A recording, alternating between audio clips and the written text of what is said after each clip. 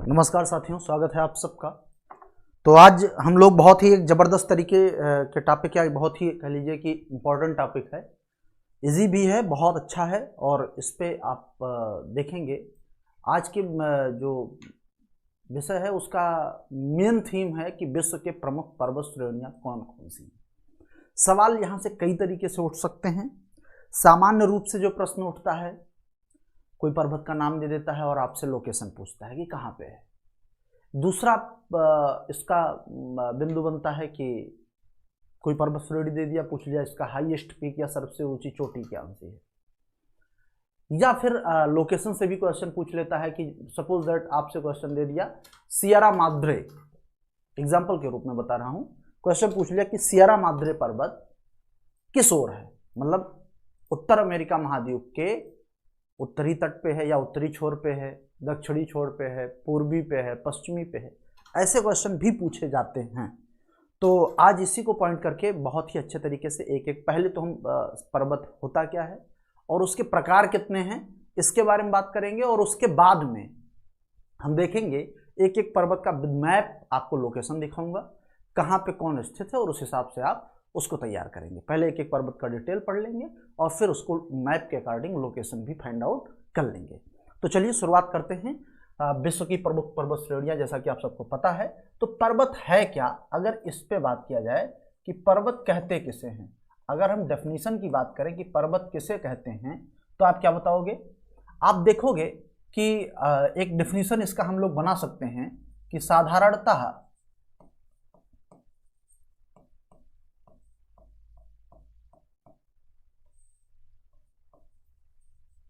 एक 1000 मीटर से अधिक ऊंचाई वाले भाग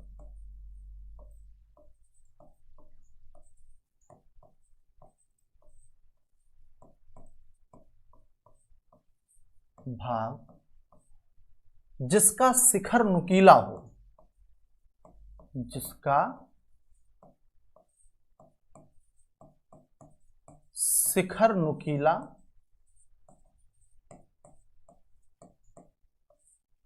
एवं ढाल तीव्र हो,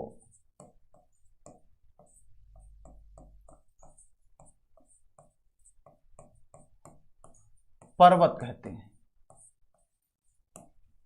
क्या कहते हैं? तो आप बताओगे कि पर्वत कहते हैं। अब यहां दो महत्वपूर्ण बातें हैं। ऐसा पार्ट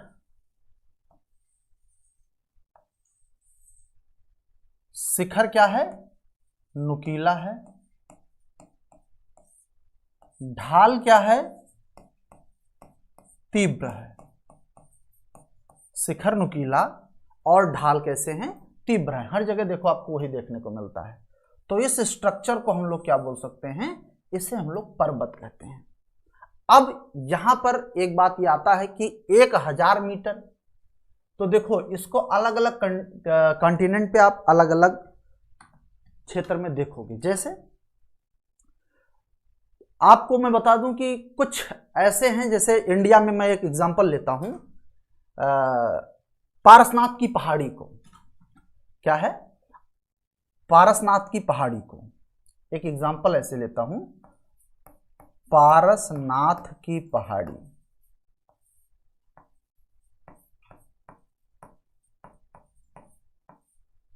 इसकी हाइट जो है 1000 से ज्यादा है, 1300 समथिंग है। जबकि पेनाइन पर्वत है,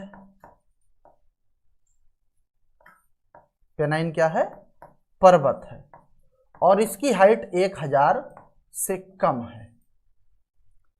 अब सवाल यहां उठता है कि फिर 1000 मीटर से अधिक ऊंचाई है तो उसको पर्वत कहना चाहिए, लेकिन वो पहाड़ी कही जाती है, और 1000 मीटर से कम हाइट है फिर भी पर्वत कहा जाता है, जैसे कि पेनाइन्स इंग्लैंड में। तो इसका जवाब क्या है? जवाब यह है साहब कि ये सामान्य रूप से एक डेफिनेशन बनाया गया कि 1000 मीटर से अधिक ऊंचाई वाले भाग जिनका शिखर नुकीला हो उन्हें पर्वत कहा जाता है, और 1000 मीटर से कम ऊंचाई वाले भाग जिनका शिखर नुकीला हो उन्हें पहाड़ी कहा जाता है। ठीक है, आप कह सकते हैं इससे कम ऊंचाई वाले भाग को, इससे कम ऊंचाई वाले भाग को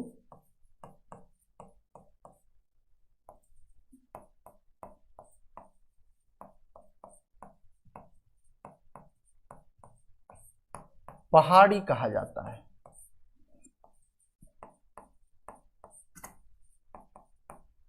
और अपवाद के रूप में आपको ये 2 एग्जाम्पल मैंने दे दिया है। अब इसका सॉल्यूशन क्या है भाई, कैसे हम माने जब जो डेफिनेशन है उस पर टिका नहीं है मामला। इसका सीधा सा सिंपल मतलब ये है साहब कि चूंकि भारत की जो औसत ऊंचाई है समुद्र तल से वो 1000 मीटर से अधिक है। बात समझ पा रहे हैं? भारत की औसत ऊंचाई क्या है, तो वो 1000 मीटर से अधिक है।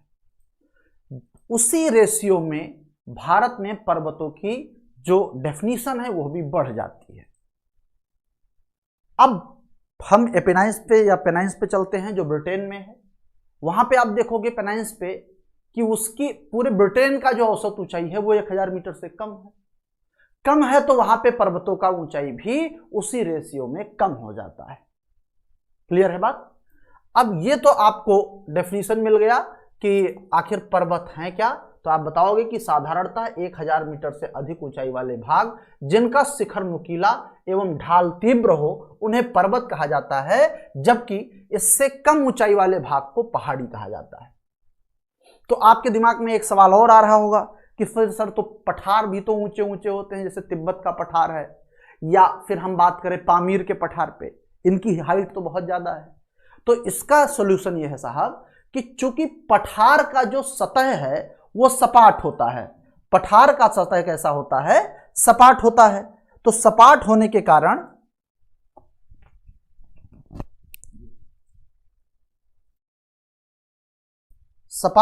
कारण आप देखोगे इसके सतह जो इसका सतह है सपाट होने के कारण, ऊंचाई है वो तो अलग की बात है, लेकिन अगर सतह क्या हो जाए? सपाट हो जाए। अगर सतह सपाट हो जाए तो ऐसे प्लेस को फिर क्या नाम देंगे? ऐसे प्लेस को क्या कहा जाता है?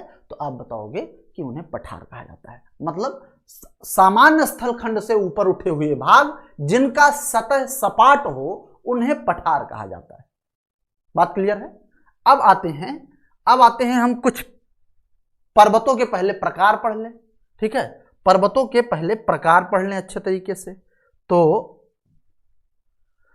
पॉइंट करो पर्वतों के प्रकार।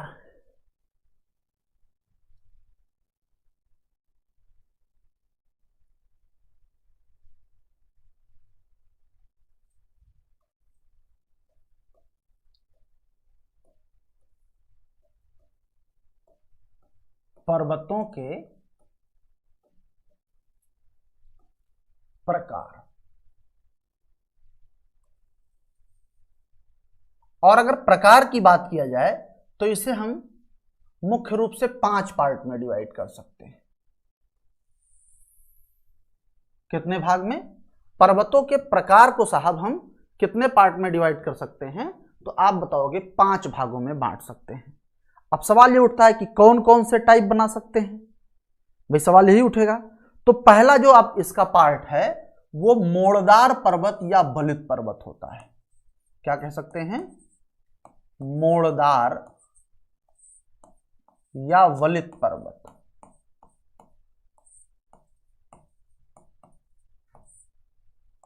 क्या हो जाएगा टाइप? मोड़दार या वलित पर्वत हो जाएगा पहला प्रकार। जो दूसरा प्रकार है वो अवरोधी या ब्लॉक पर्वत हो जाएगा। अवरोधी या ब्लॉक पर्वत। बात समझ रहे हैं? दूसरा प्रकार क्या हो जाएगा? अवरोधी या ब्लॉक पर्वत हो जाएगा। तो सवाल उठता है तीसरा प्रकार। तो आप बता सकते हो कि तीसरा प्रकार है गुंबदाकार पर्वत का। कौन सा है?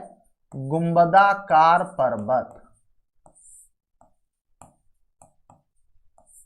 और चौथा प्रकार क्या बनेगा, तो चौथे प्रकार में हम इसको या तो आप अवशिष्ट पर्वत के रूप में या मिश्रित या जटिल पर्वत रख लीजिए। मिश्रित या जटिल पर्वत एक प्रकार बना लीजिए, मिश्रित या जटिल पर्वत। और जो पांचवा टाइप है, ये पहला मान लीजिए, ये दूसरा, ये तीसरा, ये चौथा, और पांचवा प्रकार आप अवशिष्ट पर्वत को बना लीजिए।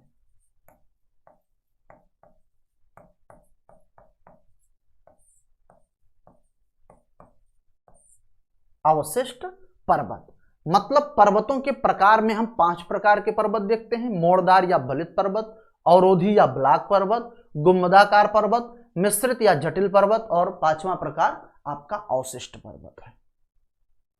अब आइए एक एक के बारे में थोड़ी थोड़ी इंफॉर्मेशन भी ले लें। पहला पॉइंट करना है मोड़दार या वलित पर्वत। पहला पॉइंट बनाइए मोड़दार या वलित पर्वत।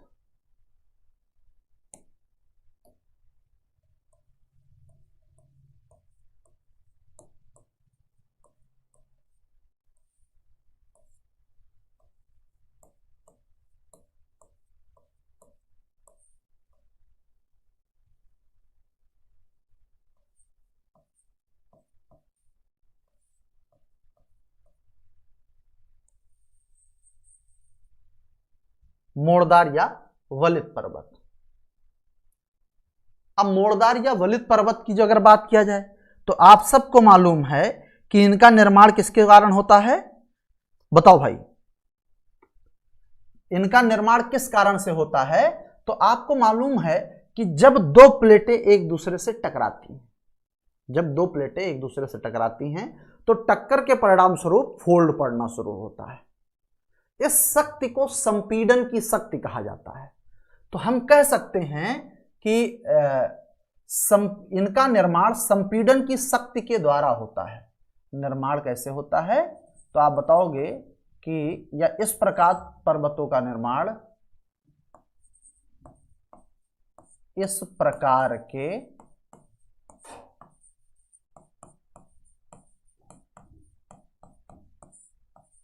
पर्वतों का निर्माण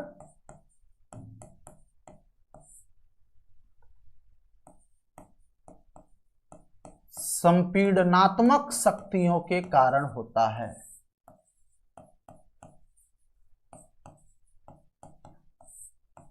के द्वारा होता है।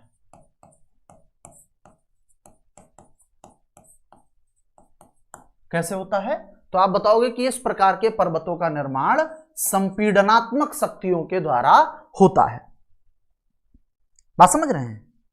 आपको मैं बता दूं कि ये विश्व में सर्वाधिक लंबे भी हैं और सबसे ऊंचे हैं। ठीक है, ये सर्वाधिक विस्तृत एवं ऊंचे पर्वत हैं।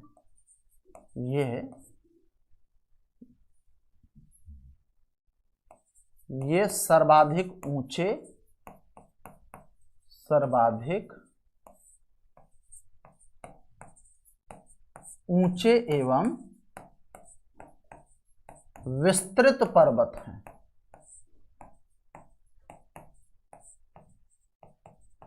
कैसे हैं? सर्वाधिक ऊंचे हैं और सर्वाधिक विस्तृत पर्वत हैं। बात समझ पा रहे हैं? तो अब एक एक करके हमको देख लेना है कि कौन कौन कैसे कैसे पर्वत कहां कहां हैं। ठीक, सबसे पहले हम लोग चलें कहां पे? तो आप चलोगे दक्षिण अमेरिका में। मैं आपको एंडीज पर्वत दिखाऊं। बात समझ रहे हैं? सबसे पहला पॉइंट करो क्योंकि बहुत इंपॉर्टेंट है, एंडीज पर्वत। एंडीज पर्वत, आपको मैं बता दूं कि एंडीज पर्वत जो है साहब, वो विश्व का सबसे लंबा वलित पर्वत है। क्या है आप बताओगे? विश्व का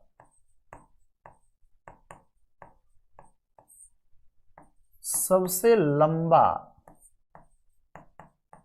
वलित पर्वत है। और कितना लंबा?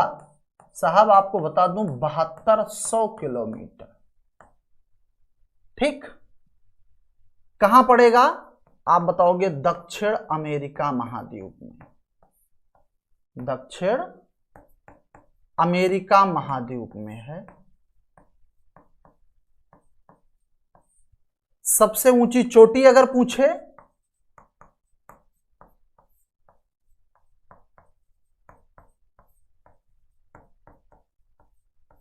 आप बताओगे माउंट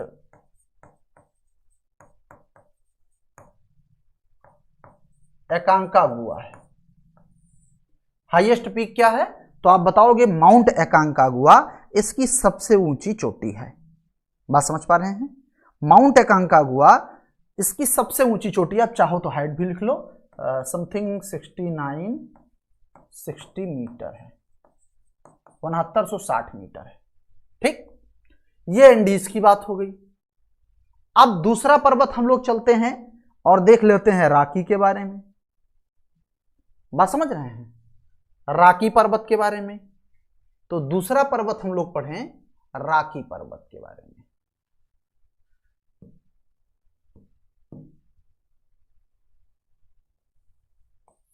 ये उत्तर अमेरिका में है।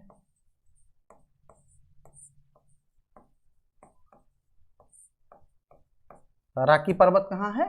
तो आप बताओगे कि रॉकी पर्वत उत्तर अमेरिका में है। अगर रॉकी पर्वत की बात किया जाए साहब तो आप देखोगे कि जो है रॉकी पर्वत कहां है? तो उत्तर अमेरिका महाद्वीप में, और उत्तर अमेरिका महाद्वीप में 4800 किलोमीटर में फैला है। 4800 किलोमीटर में कहां है? आप बताओगे उत्तर अमेरिका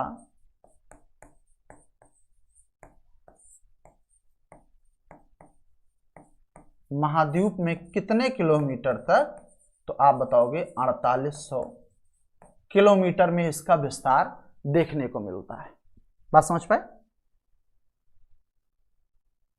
सबसे ऊंची चोटी अगर पूछा जाए, सबसे ऊंची चोटी अगर पूछा जाए प्यारे साथी, तो क्या बताओगे? सबसे ऊंची चोटी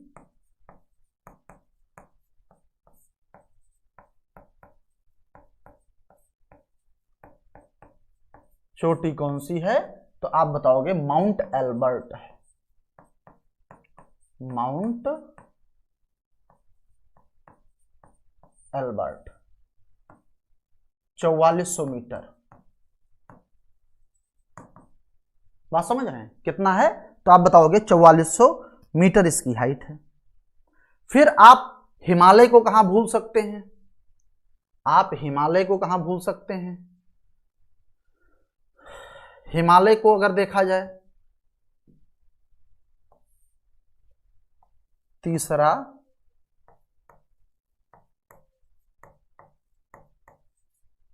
हिमालय के बारे में कहां पड़ेगा? तो आप बताओगे हिमालय पड़ जाएगा आपके दक्षिण एशिया में। कहां पड़ेगा हिमालय? तो आप बताओगे दक्षिण एशिया में। भारत के उत्तरी छोर पर, भारत के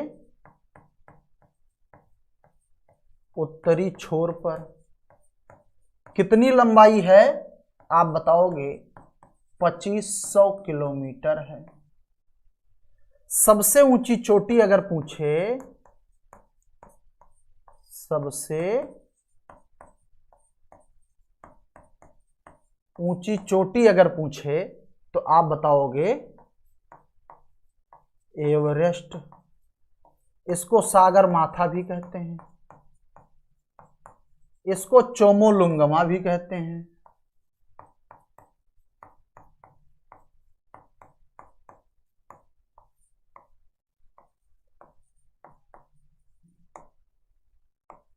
कुछ जगह 50 भी लिखा पाओगे, कुछ जगह 48 भी लिखा पाओगे। 8848 मीटर हाइट है।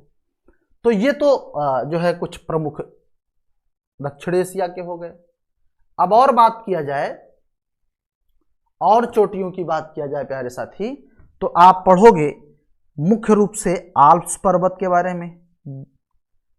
आल्प्स पर्वत है। बात समझ रहे हैं? आल्प्स पर्वत, तो एक पॉइंट कर लो आप आल्प्स पर्वत के बारे में।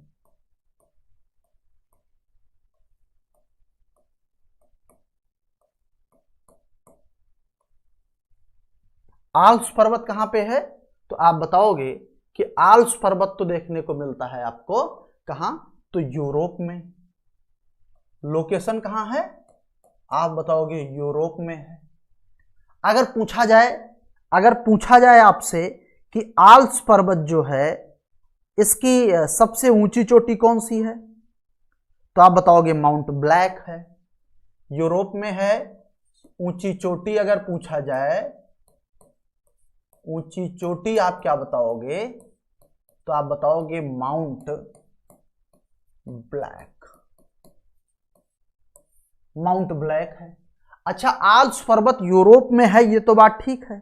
आपसे पूछ ले कि कौन कौन से देशों में है, तब आप क्या बताओगे भैया? आप बता सकते हो यूरोप में फ्रांस हुआ, ऑस्ट्रिया हुआ, स्विट्जरलैंड हुआ,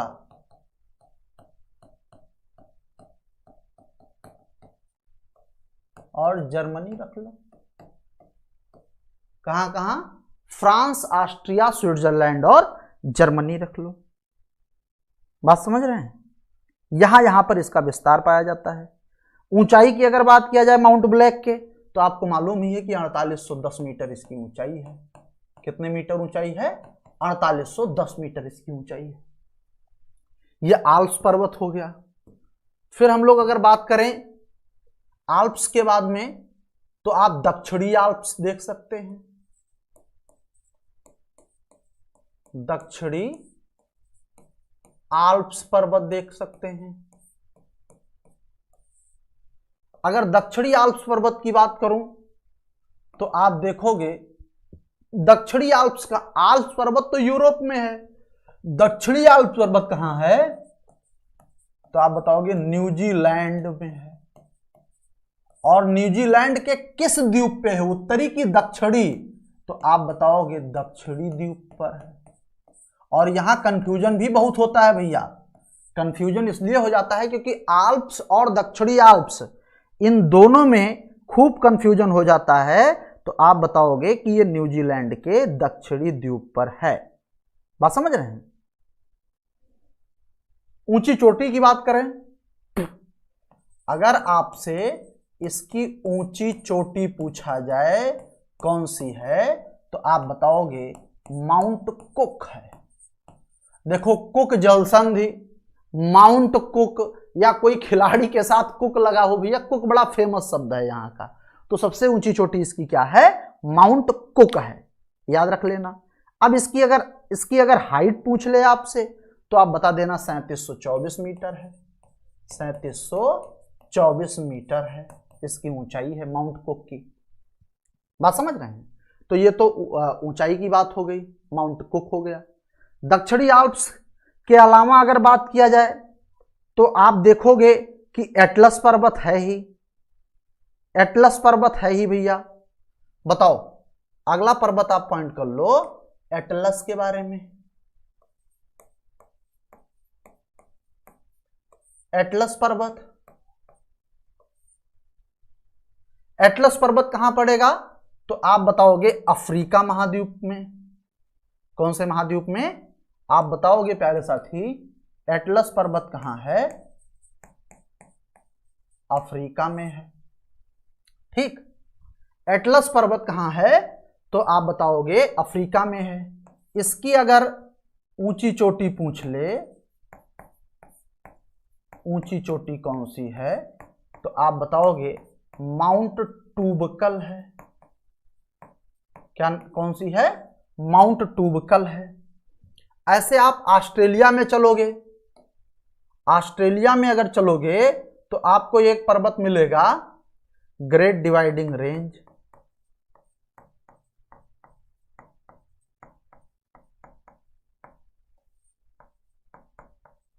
ग्रेट डिवाइडिंग रेंज कहां है? तो आप लोकेशन बताओगे, लोकेशन बताओगे इसकी कहां पे? ऑस्ट्रेलिया में है। ग्रेट डिवाइडिंग रेंज की लोकेशन ऑस्ट्रेलिया में है। इसकी सबसे ऊंची चोटी, इसकी अगर ऊंची चोटी की बात करें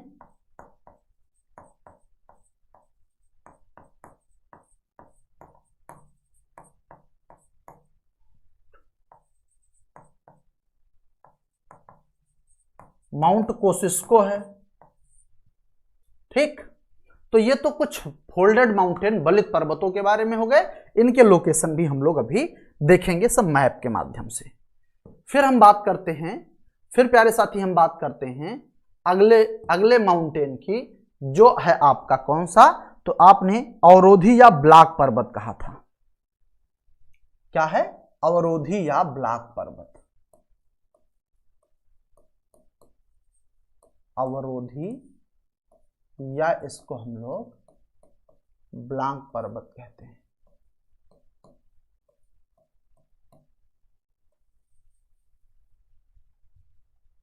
जो अवरोधी या ब्लैक पर्वत है, इसका निर्माण कैसे होगा साहब? तो आप सबको मालूम है कि जब ऐसा कोई कंडीशन हो कि खिंचाव या तनाव पड़े सतह पर, तो होगा क्या? या तो कोई पार्ट नीचे धंस जाएगा और या कोई पार्ट ऊपर उठ जाएगा। तो उससे जो पर्वत बनते हैं उनको अवरोधी या ब्लैक पर्वत कहा जाता है। आप इसका डेफिनेशन भी लिख सकते हैं कि तनाव या खिंचाव की शक्तियों के द्वारा इनका निर्माण होता है। सिंपल सी बात याद रखें कि तनाव या खिंचाव की शक्तियों के द्वारा, तनाव या खिंचाव शक्तियों के द्वारा, खिंचाव शक्तियों के द्वारा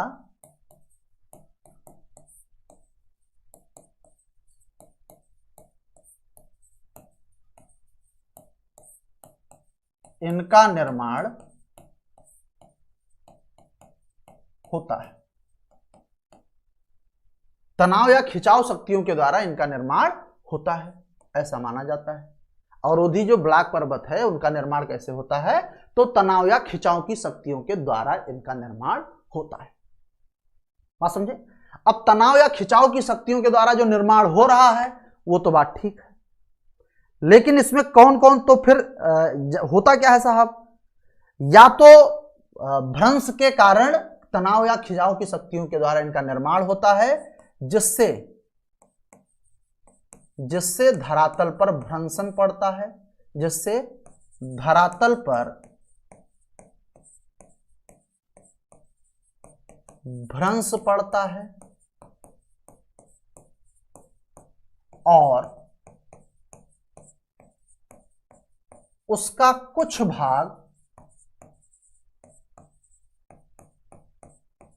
या तो नीचे धंस जाता है या ऊपर उठ जाता है, या तो नीचे धंस जाता है या ऊपर उठ जाता है।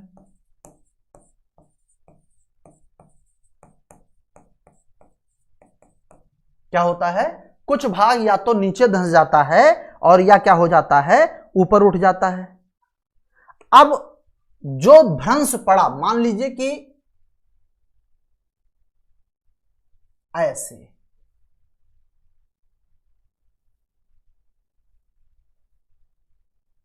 ये धरातल था।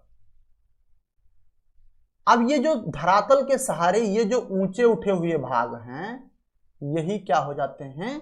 तो यही अवरोधी या ब्लैक पर्वत हो जाते हैं। ये वाले पॉइंट नीचे धंसने के कारण यहां या तो ये नीचे धंस जाएगा तो ऐसा हो जाता है, बात समझ रहे हैं, और या तो ऊपर भी उठने की घटना हो सकती है। अब इसमें अगर कहा जाए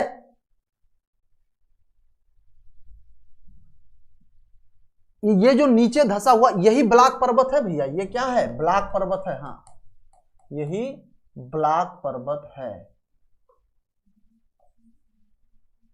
यही क्या है? तो आप बताओगे कि यही है आपका ब्लैक पर्वत। ठीक, क्या है? ब्लैक पर्वत है। ठीक, यही ब्लैक पर्वत है। अब इसमें अगर कुछ एग्जाम्पल लिया जाए तो आप कैलिफोर्निया का सियरा नेवादा, एग्जाम्पल में क्या लिख लें, कुछ एग्जाम्पल अगर दिया जाए, कैलिफोर्निया का सियरा नेवादा, सियरा नेवादा पर्वत। कैलिफोर्निया का जो सियरा नेवादा पर्वत है साहब, वो किस प्रकार का पर्वत है, तो आप बताओगे ये ब्लैक पर्वत है। या आप यूएसए में ही वासाच रेंज देख लें, वासाज यूएस से चले जाएं, या जर्मनी में ब्लैक फॉरेस्ट देख लें, ब्लैक फॉरेस्ट कहां पे, जर्मनी में देख लें। तो ये सारी चीजें क्या हो जाएंगी,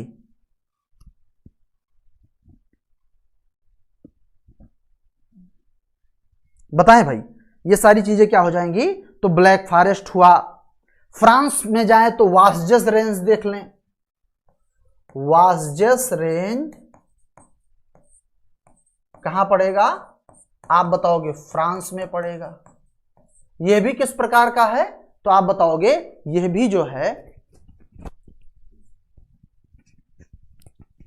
यह भी क्या है, तो आप बताओगे वासजस रेंज फ्रांस जो है, यह भी मुख्य रूप से आप देखोगे तो किस प्रकार के हैं, तो आप बताओगे कि अवरोधी या ब्लैक पर्वत के उदाहरण हैं, अवरोधी या ब्लैक पर्वत के ही क्या हैं, तो आप बताओगे उदाहरण है। बात समझ रहे हैं।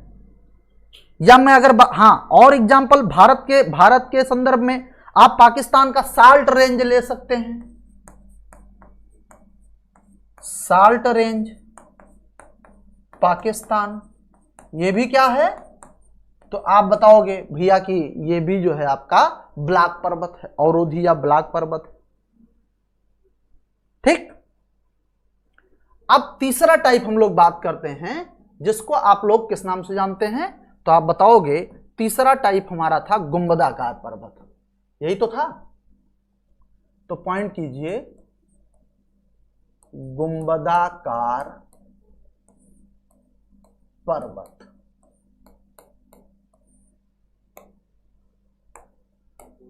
गुंबदाकार पर्वत का निर्माण कैसे होगा, तो आप सबको मालूम है कि ज्वालामुखी क्रिया के कारण जब स्थल में उभार आता है तो गुंबदाकार पर्वत का निर्माण होता है। कैसे होता है, ज्वालामुखी क्रिया के कारण, ज्वालामुखी क्रिया के कारण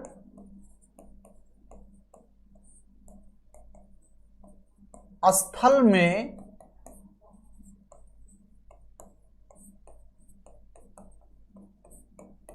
उभार होने से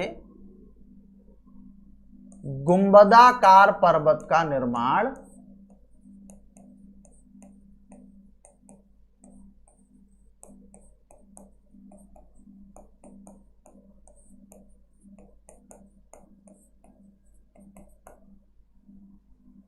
ज्वालामुखी क्रिया के कारण स्थल में उभार होने से क्या होगा प्यारे साथी, तो आप बताओगे गुंबदाकार पर्वत का निर्माण होगा। बात समझ रहे हैं। आपको एग्जाम्पल के रूप में अगर आप जो है नॉर्थ अमेरिका कॉन्टिनेंट में सिनसिनाटी उभार देखते होंगे, कौन सी, सिनसिनाटी उभार देखा होगा आपने, पढ़ा भी होगा। कैसा उभार है, तो आप बताओगे वही तो आपका गुंबदाकार है। ब्लैक हिल्स हुआ, बिग हार्न हुआ, सारी चीजें हैं। बिग हार्न, ब्लैक हिल्स, ये सब कैसे पर्वत हैं, तो आप बताओगे गुंबदाकार पर्वत है। बात समझ रहे हैं। और भी एग्जाम्पल, ये तो सब आपके हो गए नॉर्थ अमेरिका कॉन्टिनेंट के। फिर मैं अगर बात करूं आपसे फ्यूजियामा की, फ्यूजियामा जितने ज्वालामुखी हैं ये जापान की बात हो गई। अगर मैं बात करूं आपसे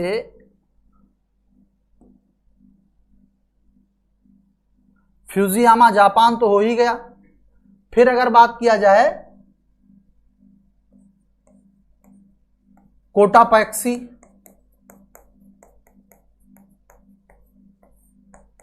इक्वेडोर, ये भी क्या है, तो आप बताओगे गुंबदाकार पर्वत के ही उदाहरण है। बात समझे। अब चौथा टाइप आता है मिश्रित या जटिल पर्वत। चौथा टाइप क्या आता है, तो आप बताओगे मिश्रित या जटिल पर्वत। मिश्रित या जटिल पर्वत आता है।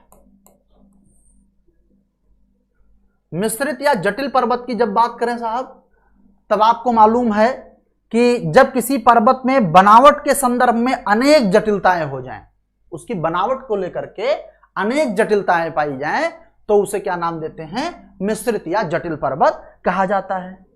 बात समझ रहे हैं। तो आप लिख सकते हैं कि जब किसी पर्वत में बनावट के संदर्भ में अनेक विषमताएं पाई जाएं, जब किसी पर्वत में बनावट के संदर्भ में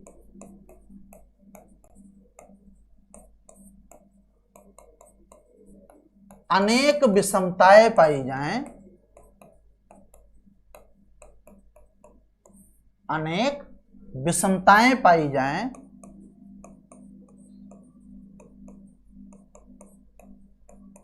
तो उन्हें मिश्रित या जटिल पर्वत कहते हैं।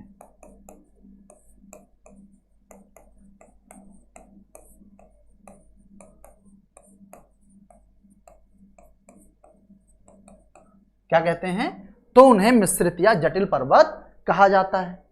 फॉर एग्जाम्पल अगर हम लोग देखें, एग्जाम्पल के रूप में अगर देखा जाए तो सियरा नेवादा है।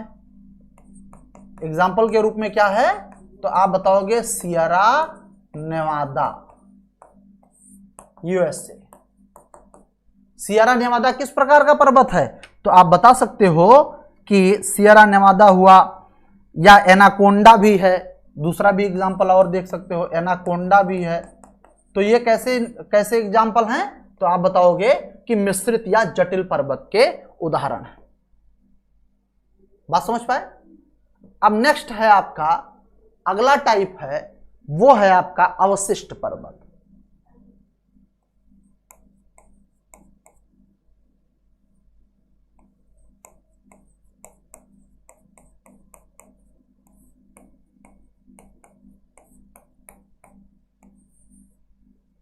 अवशिष्ट पर्वत क्या है, अवशिष्ट मतलब होता है बचा हुआ। बात समझ रहे हैं। ये मूल रूप से पर्वत है नहीं, अपर्दन की शक्तियों ने इनको इतना काट दिया है कि ये समतल हो चुके हैं। ठीक है, तो आप लिख सकते हो इनके बारे में कि ये मौलिक पर्वत नहीं है। अपर्दन की शक्तियों द्वारा जब प्रारंभिक पर्वत घर्षित हो जाते हैं, क्या लिख सकते हो कि अपर्दन के शक्तियों के कारण जब प्रारंभिक पर्वत क्या हो जाए भैया, आप बता सकते हो कि अपर्दन के शक्तियों के कारण जब प्रारंभिक पर्वत घर्षित हो जाते हैं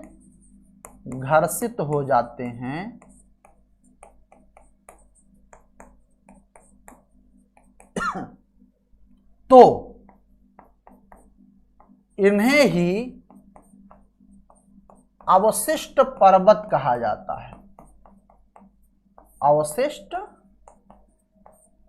पर्वत कहते हैं। एग्जाम्पल के रूप में सबसे बेटर है आपका अरावली। अरावली पर्वत किस प्रकार का पर्वत है, तो आप बताओगे कि अरावली पर्वत जो है वो अवशिष्ट पर्वत का उदाहरण है। यूरोप में चले जाओगे आपको पेनाइन मिलेगा, उत्तरी अमेरिका में अपलेशियन मिलेगा। पेनाइन भी कैसा है, यूरोप में है। अपलेशियन कहां है, तो अपलेशियन है आपका, अपलेशियन पर्वत कहाँ है, तो आप बता दोगे कि अपलेशियन पर्वत पड़ जाएगा आपका उत्तरी अमेरिका में।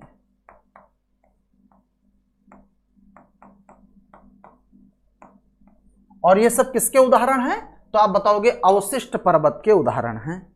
बात समझ रहे हैं, अवशिष्ट पर्वत के उदाहरण हैं। तो ये तो पांचों टाइप हो गए जो पर्वतों के बारे में आपसे इंपॉर्टेंट थे, आपसे पूछे जाते थे। अब हम लोग कुछ और महत्वपूर्ण बातों पे बात जो है, जैसे कुछ और पर्वत हैं उनके बारे में भी बात कर लें, कुछ और पर्वतों के बारे में भी बात कर लें, या पर्वत से संबंधित जो और चीजें हैं, तथ्य हैं, उनके बारे में बात कर लें। तो पर्वतों के संदर्भ में महत्वपूर्ण तथ्य, एक पॉइंट ऐसा बनाइए, पर्वतों के संदर्भ में महत्वपूर्ण तथ्य।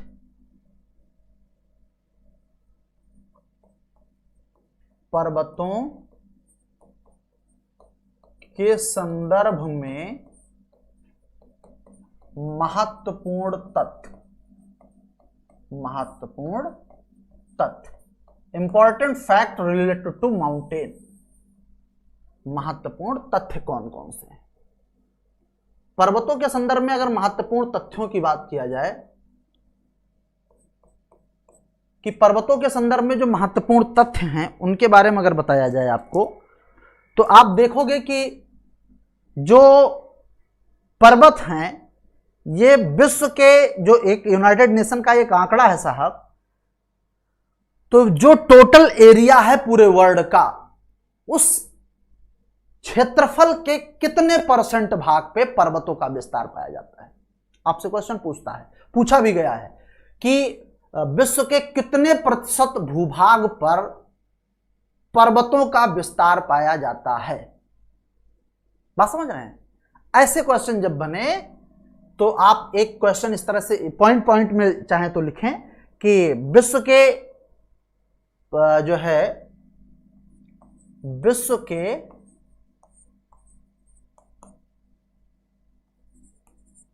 कुल क्षेत्रफल के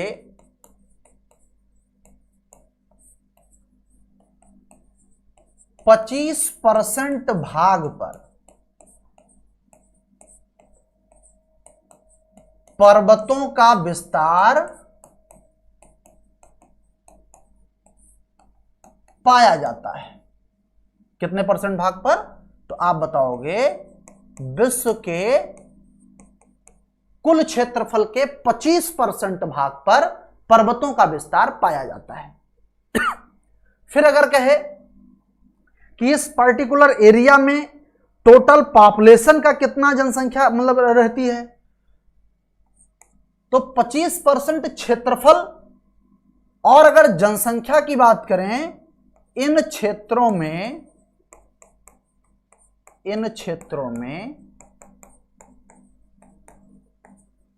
विश्व की लगभग 12%, लगभग 12% जनसंख्या निवास करती है। क्या करती है साहब? तो आप बताओगे कि टोटल एरिया का 25% है और पॉपुलेशन का 12% इस पर्टिकुलर एरिया में जनसंख्या पाई जाती है। अब एक फैक्ट आपसे भी और पूछा जाता है कि पर्वतों का सागर किसे कहते हैं? पर्वतों का सागर किसे कहा जाता है? तो आप क्या बताओगे? पर्वतों का सागर प्यारे साथी ब्रिटिश कोलंबिया को कहा जाता है। किसको? तो आप बताओगे ब्रिटिश कोलंबिया को पर्वतों का सागर कहते हैं। पर्वतों का सागर ब्रिटिश कोलंबिया को कहते हैं। पर्वतों का सागर किसे कहा जाता है? तो आप बताओगे ब्रिटिश कोलंबिया को कहा जाता है। बात समझ पा रहे हैं?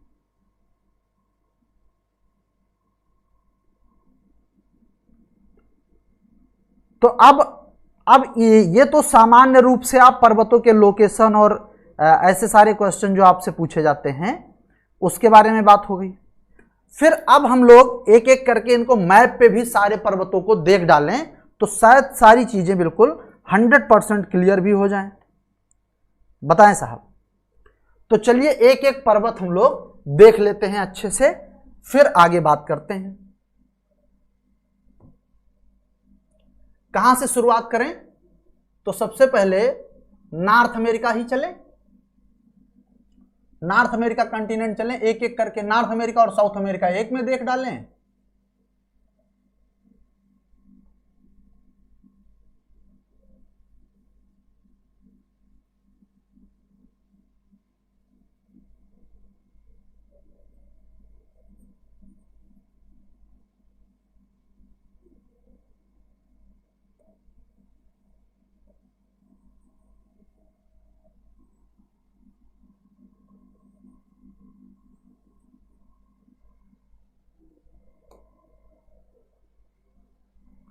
सही नहीं बना यार।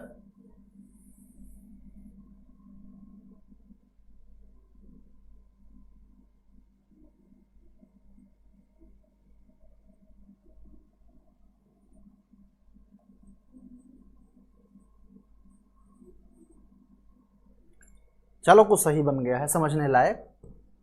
अब चलते हैं हम लोग एक एक करके पर्वतों को देख लेते हैं कौन कहां पर स्थित है। पहले तो लोकेशन देखते हैं, ये वाला क्षेत्र किसका है। यहां मैं रेड कलर से माउंटेन बनाऊंगा, रेड कलर से माउंटेन बनाऊंगा और ग्रीन कलर से उनका नाम लिखूंगा। ये वाला पर्वत कौन सा है? तो आप बताओगे मैकिनले है। कौन सा है? माउंट मैकिनले है। फिर बात करूं, अगर मैकिनले से थोड़ा थोड़ा आप इधर आओगे, या इसको अलास्का श्रेणी भी बोलते हैं, चाहे माउंट मैकिनले कहो या इसको आप लिख सकते हो अलास्का श्रेणी। क्या लिख सकते हो? तो आप बताओगे अलास्का श्रेणी। इसको क्या लिख सकते हो? अलास्का, अलास्का श्रेणी।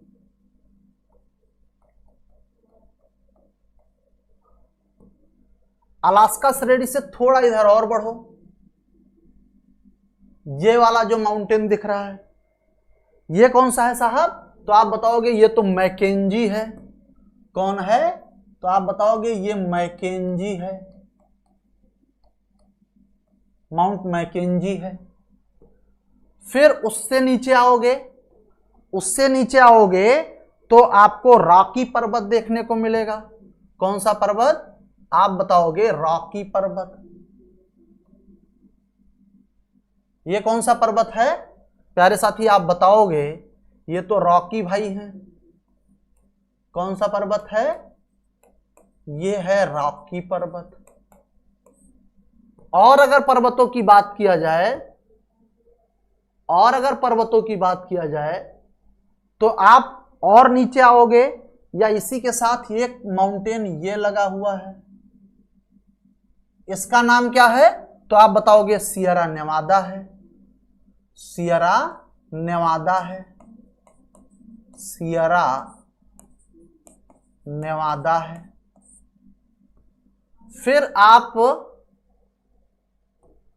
सियरा नेवादा से अगर नीचे उतरोगे तो आप देखोगे सियरा माद्रे है। ये कौन सा है? तो आप बताओगे सियरा माद्रे है, सियरा माद्रे है।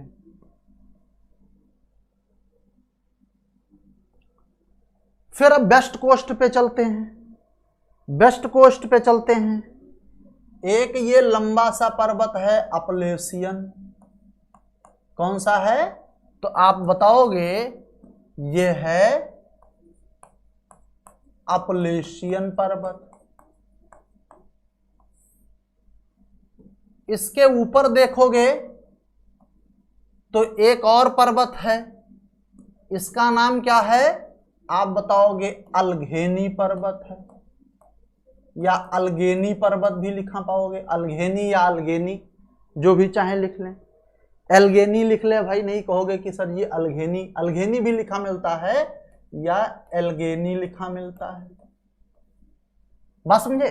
तो आपको याद रखना है कि उत्तर अमेरिका महाद्वीप में अलास्का, मैकेंजी, राकी, सियरा नेवादा, सियरा माद्रे और अल्गेनी और अपलेशियन, ये इतने माउंटेन आपको याद रखने हैं। कहां पे? तो आप बताओगे उत्तर अमेरिका महाद्वीप से।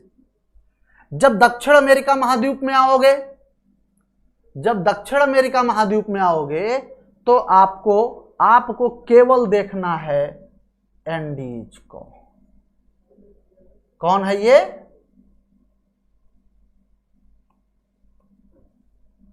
प्यारे साथी आप बताओगे एंडीज पर्वत श्रेणी है। कौन है?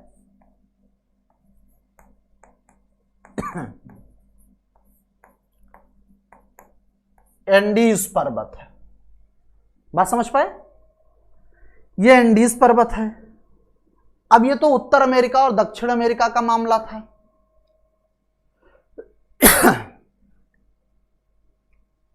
उत्तर अमेरिका और दक्षिण अमेरिका का मामला था। अब हम लोग चलते हैं अफ्रीका और यूरोप वाले क्षेत्र में। अगला पेज ऐड कर लें कि इसी को खिसकाया जाए भाई।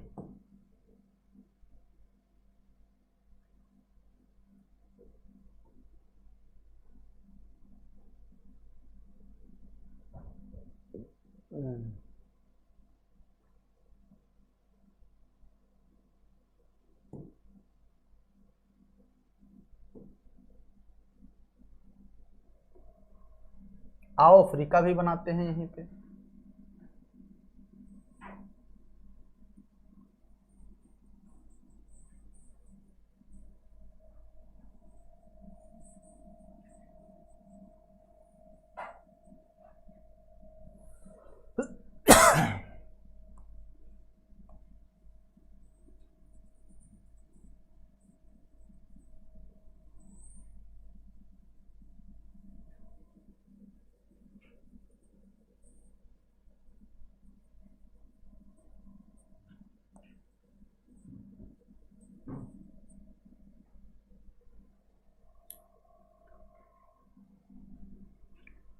चलिए, कुछ तो बन ही गया समझने भर का, समझने लायक बन गया है।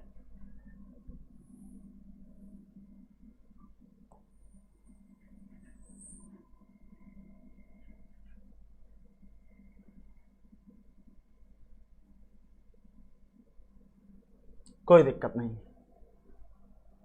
अब आइए देखते हैं एक एक माउंटेन को और उनके बारे में महत्वपूर्ण बातों को। अब सबसे पहले आपको एटलस देखना है। कौन है? एटलस माउंटेन है। ये कौन है प्यारे साथी? तो आप बताओगे एटलस है, एटलस पर्वत है। फिर एटलस से आप नीचे आ जाओ, एटलस से आप नीचे आ जाओ तो आपको मिलेगा कैमरून। ये कैमरून है। कैमरून से आप नीचे उतरोगे तो आपको मिलेगा किलिमंजारो। किलिमंजारो से आप नीचे उतरोगे तो आपको क्या मिल जाएगा प्यारे साथी? आप देखोगे, या थोड़ा सा किलिमंजारो को और नीचे कर लें,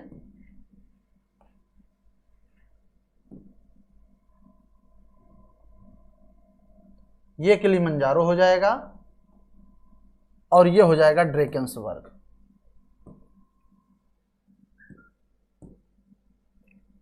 मैंने क्या बताया कि एटलस से नीचे उतरोगे तो आपको क्या मिलेगा? आप बताओगे कैमरून। ये कौन सा पर्वत है? कैमरून है। ये जो मध्य में मिड में स्थित है इसका क्या नाम है? तो आप बताओगे ये किलिमंजारो है। कौन है? किलिमंजारो है। और ये कौन है? तो आप बताओगे ड्रेकेंसबर्ग है। बात समझे? अब अगर ऐसे लगे हाथ हम लोग पहुंच जाएं अरब प्रायद्वीप पे भी बनाया है ही, तो यहां भी देख लें। ये कौन सा पर्वत है? तो ओ सॉरी यार,